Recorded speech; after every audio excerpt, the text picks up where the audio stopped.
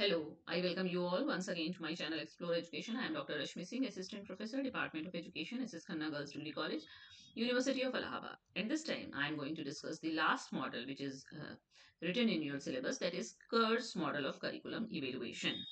जो लोग अभी जुड़े हैं इस वीडियो से वो जान लें कि इसके पहले हम लोग तीन और मॉडल डिस्कस कर चुके हैं. Process model, Tyler's model, Wheeler's model and now it is the turn of Kerr's model of curriculum evaluation. तो कर साहब ने क्या किया? John Kerr, who was a specialist in designing the curriculum, focused his attention on various issues like knowledge, objectives, learning experiences in school and evaluation. जब से हम लोग करिकुलम पढ़ रहे हैं तब से हम लोग ने ये ऑब्जेक्टिव्स, लर्निंग एक्सपीरियंस और इवेल्युएशन इनकी बातें हो रही हैं. He proposed this model back in 1960. इनका भी 1960 के दशक का मॉडल है. Kerr's model is very much similar to the models of Ralph Tyler and Wheeler. इनका मॉडल भी टाइलर और व्हीलर के मॉडल से मिलता जुलता है. Kerr's model, most of the features in Kerr's model, अच्छा ये दो बार हो गया. Most of the features in Kerr's model resemble those in Wheeler and Tyler. इनके भी बहुत सारे फीचर व्हीलर और टाइलर के मॉडल से मिलते जुलते हैं. तो कर ने अपने जो बनाया करिकुलम इवेल्युएशन का मॉडल उसको चार एरिया में बांटा. ऑब्जेक्टिव, सभी लोग ऑब्जेक्टिव्स की बात करें पर ये नॉलेज इन्होंने शब्द दिया, इसको कई लोग कंटेंट कह रहे हैं. और इनका लर्निंग एक्सपीरियंस सबसे लास्ट में है. तो इन्होंने बांटा objectives, knowledge, evaluation and school learning experiences. मतलब कि वही बात ये भी कर रहे हैं, ऑब्जेक्टिव की कर रहे हैं, इवेल्युएशन की कर रहे हैं, लर्निंग एक्सपीरियंस की कर रहे हैं. नॉलेज एक नया टर्म ये लेकर आए हैं. क्या कह रहे हैं ये नॉलेज के लिए? अच्छा, और ऑब्जेक्टिव्स को इन्होंने तीनों भागों में बांटा है जो हम लोग पढ़ते हैं ब्लूम्स टेक्सोनॉमी के हिसाब से कि ऑब्जेक्टिव्स इफेक्टिव भी देखे जाएंगे, कॉग्निटिव भी, साइकोमोटर भी, है ना, भावात्मक संज्ञानात्मक और मनोगत्यात्मक. उसी तरह से नॉलेज को, जो ये नया एक कंसेप्ट लेके आए नॉलेज, उसको इन्होंने इंडिकेट किया कि knowledge should be organised, integrated, sequenced and reinforced. Knowledge organised होगी, इंटीग्रेटेड होनी चाहिए, सीक्वेंस होना चाहिए उसका और रीइंफोर्स करेगी.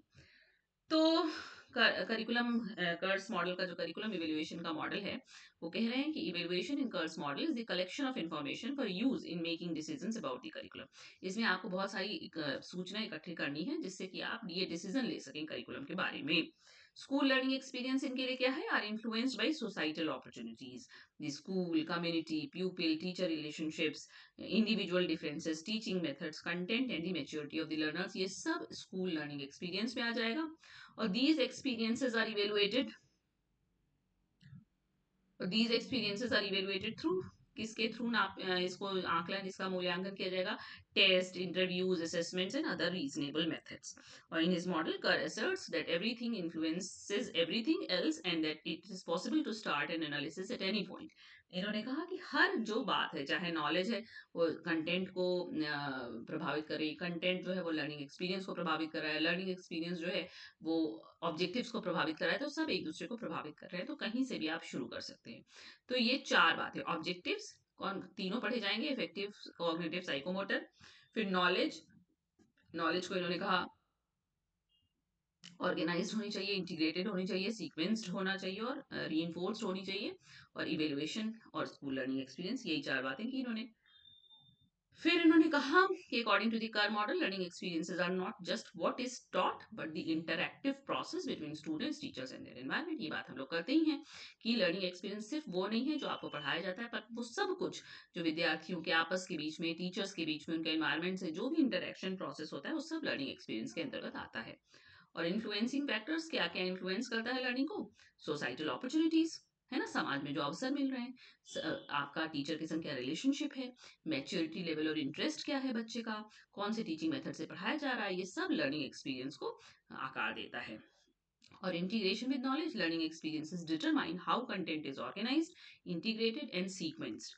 ये जो लर्निंग एक्सपीरियंस है यही सुनिश्चित करता है कि जो पढ़ाया जाने वाली विषय वस्तु है वो कैसे ऑर्गेनाइज की जाएगी, कैसे इंटीग्रेट की जाएगी और कैसे उसका सीक्वेंस सेट होगा. तो कोर कैरेक्टरिस्टिक्स इसकी क्या हुई?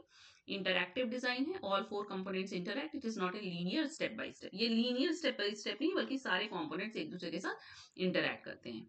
कंटिन्यूअस फीडबैक, इसमें भी इवेल्युएशन फाइंडिंग्स को हम रीडिफाइन करते हैं, इन इवेल्युएशन फाइंडिंग से रिफाइन करते हैं अपने ऑब्जेक्टिव्स को. इस तरह से टाइलर से ये कैसे इंप्रूव कर रहा है कि it is considered an improvement over Tyler's linear model due to its flexibility. चूंकि ये फ्लेक्सिबल है इसलिए टाइलर से इम्प्रूव्ड है. ये टाइलर को फिक्स्ड मॉडल कहा जाता है, रिजिड मॉडल कहा जाता है. और डेटा इनको कहाँ से मिलेगा?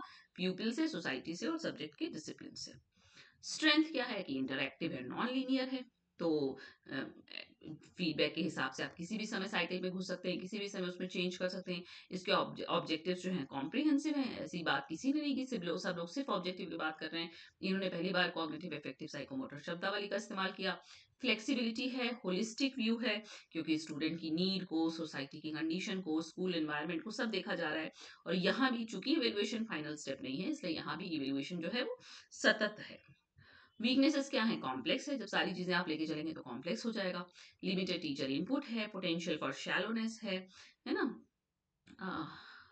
कहीं कहीं शैलो हो जा रहा है ये। लैक ऑफ स्ट्रक्चर है फॉर सीक्वेंस, क्योंकि कोई सीक्वेंस आप बता नहीं रहे, इसलिए उतना स्ट्रक्चर्ड नहीं है। और बिहेवियरल गोल्स पे ज्यादा इनका रिलायंस है। ओके, तो ये इसकी कमियां हो गई। कंक्लूजन के रूप में आप कह सकते हैं कि कर का मॉडल, इसकी प्राइमरी स्ट्रेंथ इसी में है कि ये नॉन लीनियर इंटरैक्टिव है, which allows for a more dynamic relationship between objectives, knowledge, school learning experiences and evaluation, जो 4 इन्होंने डायमेंशन लिए हैं। Unlike previous linear models, Kerr's approach recognizes that evolution is not merely a final stage but an integral part of the entire curriculum process. Tyler के हिसाब से ये नहीं कह रहे हैं कि इवेल्युएशन आखिरी स्टेज है, बल्कि ये कह रहे हैं कि पूरे करिकुलम प्रोसेस का एक इंटीग्रल पार्ट है इवेल्युएशन, क्योंकि नॉन लीनियर है ना। तो ये हो गया कर का मॉडल। तो सारे मॉडल करिकुलम इवेल्युएशन के हम लोगों ने पढ़ लिए। प्रोसेस मॉडल, टाइलर का मॉडल, व्हीलर का मॉडल और कर का मॉडल। ओके, तो सारे अप्रोचेस हो गए। बहुत सारे मॉडल्स करिकुलम डेवलपमेंट के, इतने मॉडल करिकुलम इवेल्युएशन के। तो आपको याद करना पड़ेगा अलग अलग, ताकि एक का मॉडल का दूसरे में मिल ना जाए, सब मिलता जुलता है ना। So thank you and don't forget to like and subscribe my channel explore education.